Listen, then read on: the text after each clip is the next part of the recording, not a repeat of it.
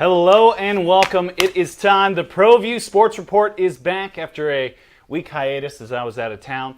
Aaron Rivera here along with Steve Davis. And Steve, another big week of sports in the state of New Mexico. Some stuff that both at the high school level, some big games, but then college as well. New Mexico Highlands and Western facing off in the Battaglia Bowl this last weekend. Congratulations to New Mexico Highlands. Always big weeks in sports here.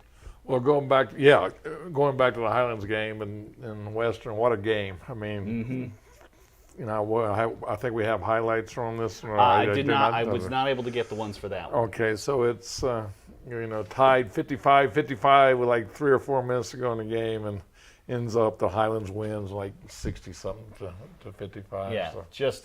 Massive game for them, and two programs. I know it's early on, Steve, but both Highland and Western starting off the season looking pretty good right now. After it's been a little bit of a rough patch for them the last couple of years, but a good start for both teams. Both of them looking like strong football teams this year. Very good, and Highlands has the leading rusher in the country. Jeffrey Jones.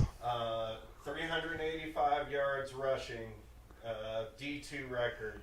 385 yards. If you didn't hear our director, Alden Iowani, 385 yards, D2 record for Jeffrey Jones. National Offensive Player of the Week in D2. Woo, National D2 Offensive Player of the Week. So huge for New Mexico Highlands.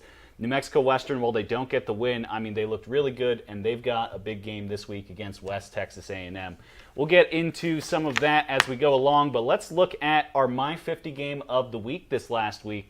A big one for both squads. The El Dorado Eagles coming off of a bye. The Cibola Cougars sitting at 1-1 after a big win over the Sandia Matadors. So they were trading possessions in the first before Terry Mays right here. He tries to scramble. He loses that ball. Mateo Quintana picks it up, and the El Dorado Eagles take the ball at the 25. Sets up this 11-yard run by Giovanni Evans. He gets in for the touchdown, but wait. Flag comes down. It erases it. Pushes El Dorado back a little bit. Evans, he looks for the screen pass. And then the D lineman, that's Damian Suarez, he gets in there, steals that screen pass, drops a little bit of the boom on the quarterback on his way forward. Their drive goes into the second quarter. Mays on 4th down, and the Cougars do not capitalize on that interception. A little bit later on, Cibola, they go to punt here. Barron's punting it to Jahari Moorhead. Moorhead a little hobbled throughout this game, but Steve, other than the fact that he doesn't get in the touchdown here, sure didn't look like it on this run. I tell you what a great run right here, and just seems like nobody's going to catch him. No, and I think if he was, and they don't. If he was 100%, that would have gone back to the house. So that sets them up in great position. You see the big fullback in there, Matt Rodriguez. Fullback dive, first points on the board halfway through the second quarter. And it's the El Dorado Eagles who go up. So then down to score, the Cougars from the 33. Big pass to Jeremiah Gutierrez. Puts them right at the 1, and you're going to see a lot of this. Hayes bomb straight through the middle. The big man, future Lobo, gets his first touchdown of the day to tie things up. Then El Dorado punting from their 25. Mac Cash cuts through, blocks that ball, and Cibola now on the El Dorado 29. Terry Mays, boom, right to Jeremiah Gutierrez again. The hands on Gutierrez all day, fantastic. So El Dorado now slowly driving down to respond when Evans launches this one up, and it's a little too high. Ryan Gunn picks it off, and then Ryan Gunn's got a lot of territory, crosses the 50, finally taken down there about the 35, takes a big hit on the way, and then a penalty moves them up to the 19. Mays goes to Gutierrez. Steve, look at that catch. I think I left some of the other versions of that catch we got. Look at this. Well, too bad he didn't get in the end zone, though. He's just not. No, too bad. Yeah, he was right that would have been even an unbelievable play if he would have gotten the end zone. Well, guess who does get in the end zone? It's Hayes Baum. Guess who? Baum just seems to be bombing away here. Yeah, that's his second touchdown of the day. It's 21-7 as they head into the half here. El Dorado, they swap possessions. Evans goes back to pass, and Hayes Baum. Big sack for him, so getting it done on both sides of the ball. Cougars on their own 39. A blitz by El Dorado, and look at that ball bouncing around. The blitz leads him to throw that ball quickly. It's popped up on the interception, and Ethan Ruda ends up catching it. This is the best angle we have. You see it right through here in the middle. He has his hands on it, but it squeaks out. Whoop! Right into the weight and hands. Love to see it for Ethan Ruda. So then this is an important drive for El Dorado. Matt Rodriguez dives forwards on a 4th down and 1. Then Nolan Romero Williams scooting his way through before being tackled down. 4th and goal. You hand it off on the gut, and there's nowhere to go. Ends the 3rd quarter. Cougars take over with the ball in their own end zone. Here's Apodaca. And Ty Fasthorse got a hold of Apodaca and just rips the ball out of his hands. Gives the Eagles a second chance. Giovanni Evans, not going to waste any time. Capitalizes on it. Keeps it himself, and now it's a 1-score game. El Dorado get the ball back, 9 minutes to go. Julio Gutierrez for the Cougars. What a catch by Gutierrez. Snags the overthrown ball. Cibola takes it back over. Emmanuel Apodaca after the turnover, showing off what he can do right there. Stiff arms a man down. And then not to be outdone here, Jalil Dixon getting some good scoot-arounds, throws a stiff arm of his own, and the Cougars just trying to work out this clock. Cougars push it forward, and you wouldn't believe who, Steve. It's Hayes-Baum again. He just does it on both ends. He's just such a great athlete. UNM's got a great student athlete coming to him. And here's Jahari Moorhead again. When the Eagles need him most, Jahari Moorhead, even hobbled, લુએટસ to make a big run there. And then a throw is cut off by Andrew Lucas. Luetis. Andrew Luetis takes it down, and then who has the ball in his hands? It's number 6. It's Hayes-Baum. That's 2 4-touchdown games for Hayes-Baum against that district, as the Cibola Cougars put that one away 35-14. And the big thing with that, Steve, obviously this is the first year of David Howes taking over at his alma mater, the Cibola Cougars. It's been a rough couple of years for Cibola. This is their first 2-1 start since they had Aiden Chavez, and I mean that team looked so much different when they had him. This Cibola team firing on all cylinders right now. Well, it is, and Dave Howes, just shows what coaches do. I mean, he came in, he's building, he won state championship at Rio Rancho, and that's what his goal is to build the platform and go for the blue trophy. Well, we've got a rivalry game coming up for you, a private school rivalry game. But first, let's take a look at the top 10 plays of the last week.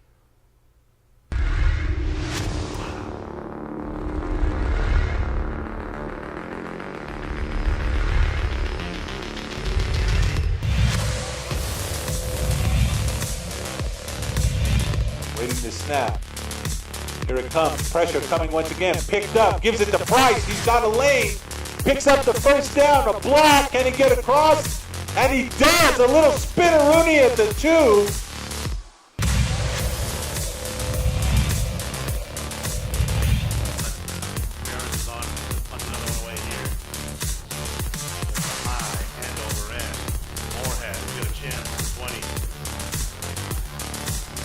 Down on a little block in the back. It's going to erase a beautiful return from Moorhead, who's still on his feet. All this running is for naught because the penalty is going to bring this one back. It's a shame because Moorhead just showed you what he can do as he gets pushed out of bounds at the 4-yard line.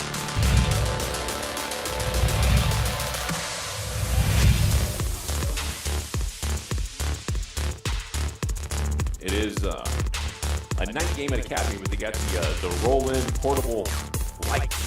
So quarterback keeper Montoya, and he's in. Touchdown Huskies. So Hope immediate.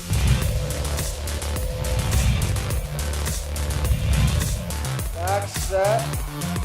No one there to catch it at their apex. It'll be Ashley in the middle.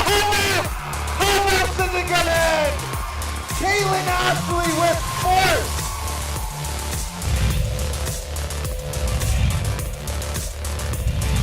Shotgun.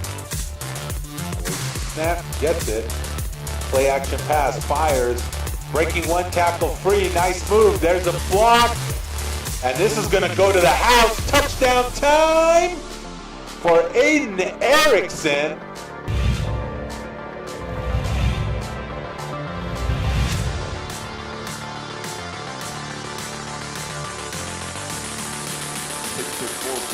Oh, had a man through his hands, intercepted. Huge play for the Huskies, room to run. Before he's pushed out of bounds, that's Matthew Wright.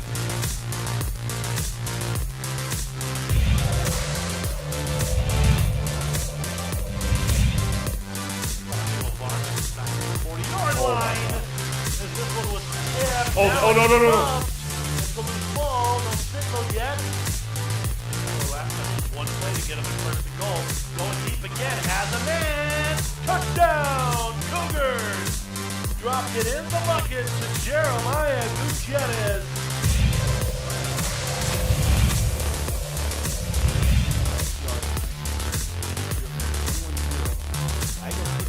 He's got Session and it's caught. Session, nothing but green grass. That's a touchdown of Trisco Heritage.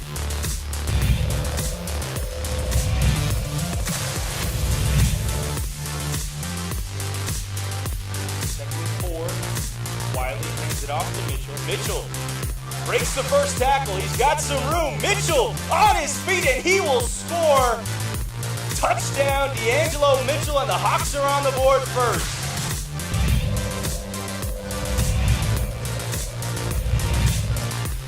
Huskies with the ball, first and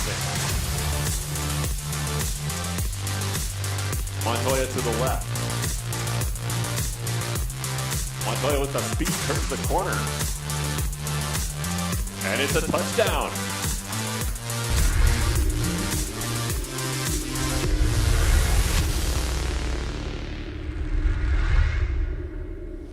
All right, welcome back here. Those were our top 10 plays of the week, brought to you by Everguard Roofing and Solar. Aaron Rivera with Steve Davis. And a lot of great plays on there, Steve. And our number one play is definitely going to factor in the next game we look at. But obviously massive games this week for a lot of those teams, needing to build on momentum. Teams like Volcano Vista trying to continue a good start to the season. But let's take a look at two undefeated teams that were facing off in a private school East Side rivalry. It's the Hope Christian Huskies, the Academy Chargers, 2-0, both of them.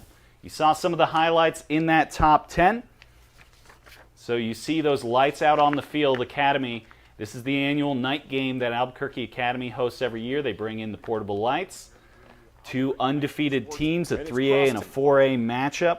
Noah Carter trying to get going, but early on it's Isaiah Rivera. If you remember, his older brother AJ Rivera was the quarterback for years. So new quarterbacks, William Braun. Braun goes for a pass, and that one is undercut.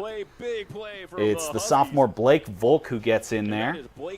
Sets the Huskies up with a good spot. RJ Montoya trying to put the team on his back. He's the quarterback, he's the punter, he's a quite good runner.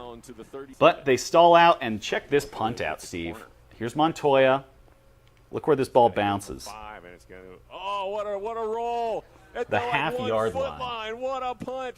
Game of inches. Game of inches. Oh, man. Gain of millimeters right there. So they end up back with the ball. He continues his highlight day, picking up this first down on 3rd and 6. And then it's 3rd and 10 here.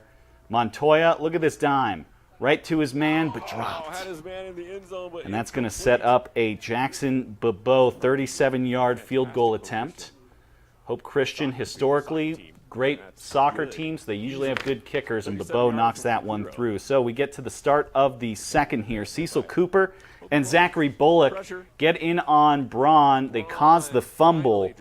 And the Hope Christian Huskies, it's tough to see with the lights covering the way. You can see the difficulty of shooting those games. But at the same time, the Huskies end up with the ball. And on the very next play from scrimmage, it's RJ Montoya, the quarterback. He's just going to keep this ball, shows patience, goes straight through the middle there, powers his legs through. You saw that one on the top 10. Montoya gives the Hope Christian Huskies a 10-0 lead. Motion to the right. Gets it, but he's met in the so the Chargers get a big play through there, huge tackle, stuffing up the Huskies. Staley with the tackle.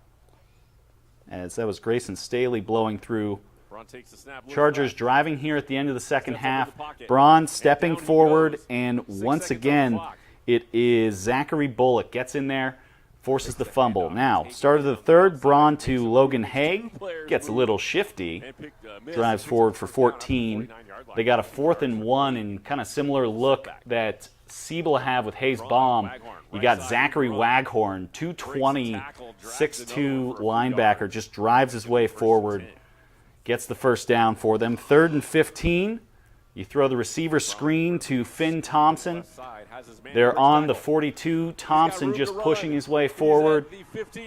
Cuts around, cuts around, cuts around. 41-yard touchdown for Finn Thompson. And the Academy Chargers get a response. Sorry, he was down on the 1. Then it's Zachary Waghorn, that same kind of look as we saw with Hayes Baum. Just dives forward, puts Academy on. They're back with it after taking away from the Huskies. Give it to Waghorn again. It's 4th and 1. He can get you that one every time. Same drive in the 4th, though. William Braun, 17 yards, finds a wide-open Logan Haig, and then Academy take their first lead of the day to start the 4th quarter. And this time, wide open. Huskies need a response. 2nd and 8, and the handoff is fumble. Academy hop on top of it, and the Chargers take the ball, but they don't get anywhere on the first 3. This sets up a Gage Conway 30-yard field goal attempt. Gage Conway, 6'6" athlete, Steve. We see him in the basketball season. He's also a big member of this football team for Coach David Lee. But the Chargers, this would give them a touchdown lead. I have a feeling we'll see him in February. Kick is up, but it's wide to the right. No good, so they'll have to settle on the 4. Hope have it back, and Montoya looks downfield. He bombs one. Looks like a pickoff, but you see that ball squeak out on the right side. Styles v. Hill comes out with it, and the Huskies flip the field when they need it most. On the 5-yard line, R.J. Montoya does his best Hayes Baum impression. Drives through, man. In fact, it's Zachary Waghorn of all people. Gives them the lead. Academy need this one. That ball goes through Ryan Williams' hands. Matthew Wright picks it off, takes it down the field. Huskies still leading only by 3, but that's not going to last long here. R.J. Montoya, it's a quarterback keeper to the left side, keeps men at a distance, and goes in basically untouched. 2 minutes left, and it's a 10-point lead. Chargers need to get something going. They start going aggressive, and this one is dropped by Finn Thompson. Oh, what a miss. Oh. Now it's 4th and 10. What are they going to do? The running back, Nicholas Stacy, gets that ball and just will not go down. 28 yards for Nicholas Stacy, but that clock is rolling. They got to go. Next play, you see here, Braun does not give up on Finn Thompson. Throws that one through. Thompson, what a snag. Gets that ball. Clock stops so that they can move the chains forward. And then with that minute and a half to go, you see Thompson here on the bottom. Roll out to the right, and yet Braun sets up and just bombs one down. Finn Thompson in the end zone makes up for the drop. He's got 6. Academy down 3. Here's the onside kick. There's the onside kick. Goes and caught, and then that hit there at the end, they call it for an personal foul. Puts the Huskies in Academy territory, and Hope Christian able to kneel that one out and put away the Academy Chargers 24-21. I mean, what a game there, Steve. Back and forth. One of the better games of the week. I mean, this was what you like to see in football games, is coming down to the last second. Yeah, last second, and, two teams that they play a lot. The Academy Chargers had won 4 straight against Hope Christian. Hope Christian still has the more recent, better record, but 4 straight essentially since Coach Garris took over. David Lee continuing that, and Coach Salinas able to get that. Steve, they've been 4-7 in the last 2 years, 4-6-1 the year before that. Hope Christian starts out 3-0 this season. Great run for them. Well, I'll tell you what, it is. It's great for Hope, but it's fun to watch Academy too. So Yeah, they're looking great. And the other thing to note, this is their first 3-0 start since 2019, when they went undefeated in the regular season and ended up losing in the semis to Robertson. But the fun thing with those lights, too, Steve, is for Academy, it kind of creates a different atmosphere, right? It does. It was kind of neat. It's kind of like Friday Night Lights, you know. It was what a game. Good crowd too. Yeah, great crowd. The band was out there. It was a lot of excitement. You know, my brother played at Academy back in the early 2000s, and they always played Saturday to have a Friday night-like game at home. Just so much excitement there. And they're going to have some more light games. We'll talk about it when the schedule comes up, but they'll be having soccer under light next week. I think we need to take a break right now. And after this break, we'll come back, talk about the standings and what games you can see on ProView coming up. Well, I'm going to the frontier, walk up to the cashier, order up a root beer and a number one. Cover it with green stuff, one scoop is not enough. Find a booth is real tough, back by the Duke. Meet my family, meet my friends in the quirkiest restaurant I've ever been. All of Albuquerque's favorite spot, it's the Frontier Restaurant. The Frontier Restaurant is a proud supporter of ProView Networks.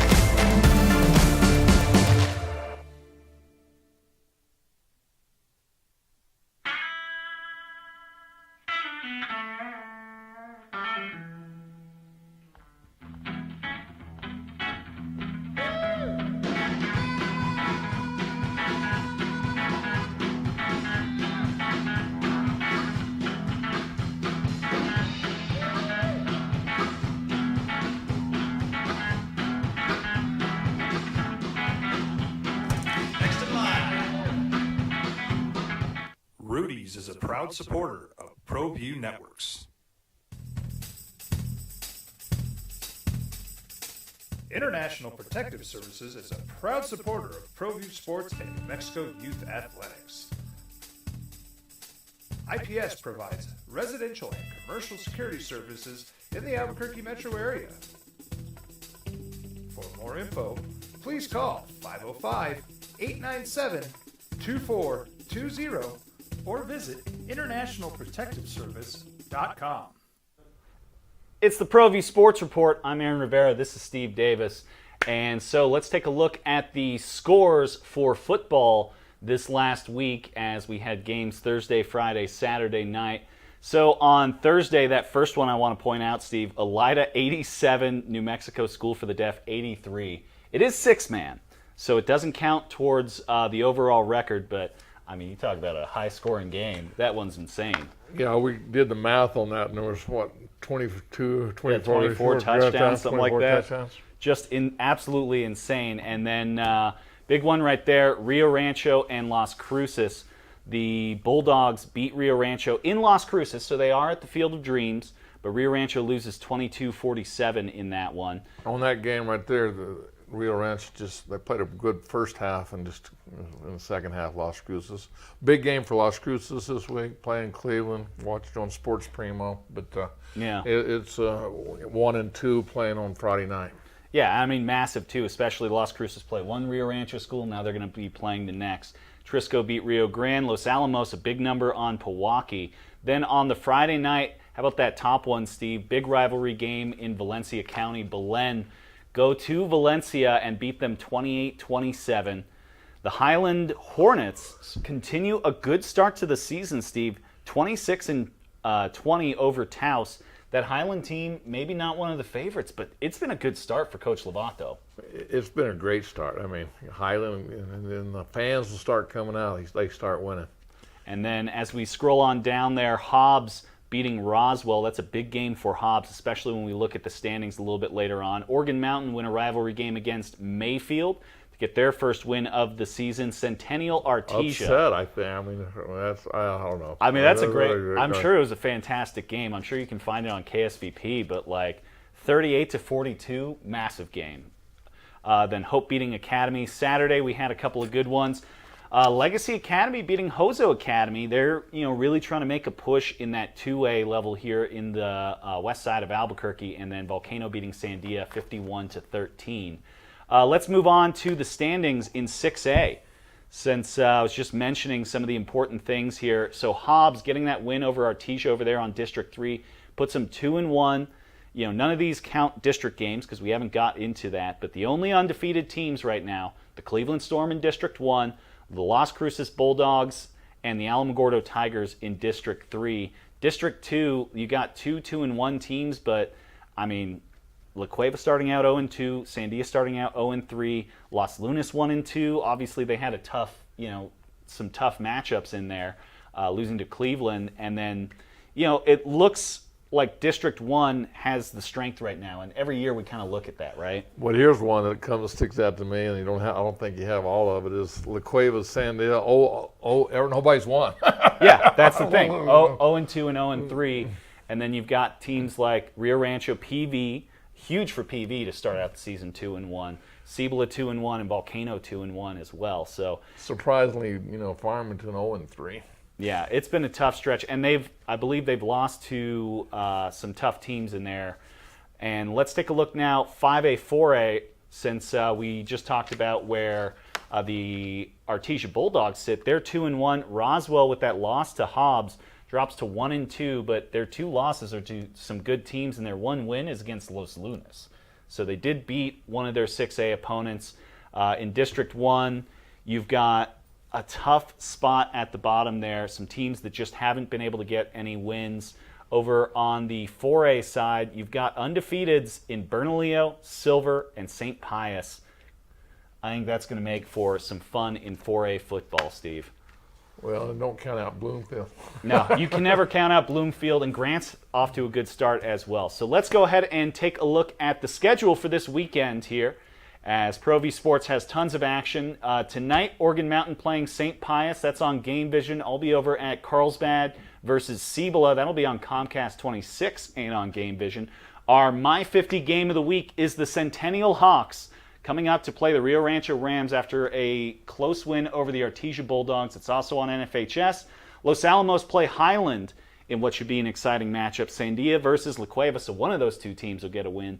And West Mesa play the Volcano Vista Hawks. All those games except for Rio Rancho on Game Vision. Saturday, I think that Pius game is going to be on NFHS. Is it? No, I believe that'll be Game Vision tonight because it's at an APS field. Oh, either way. We'll find it somewhere. Hope Huskies taking on Monzano on Saturday. Mayamura visit the Rio Grande Ravens on Saturday. And then I'll be in Silver City for West Texas A&M versus Western New Mexico University. That's on Flow College, and you can catch that on Comcast Channel 26.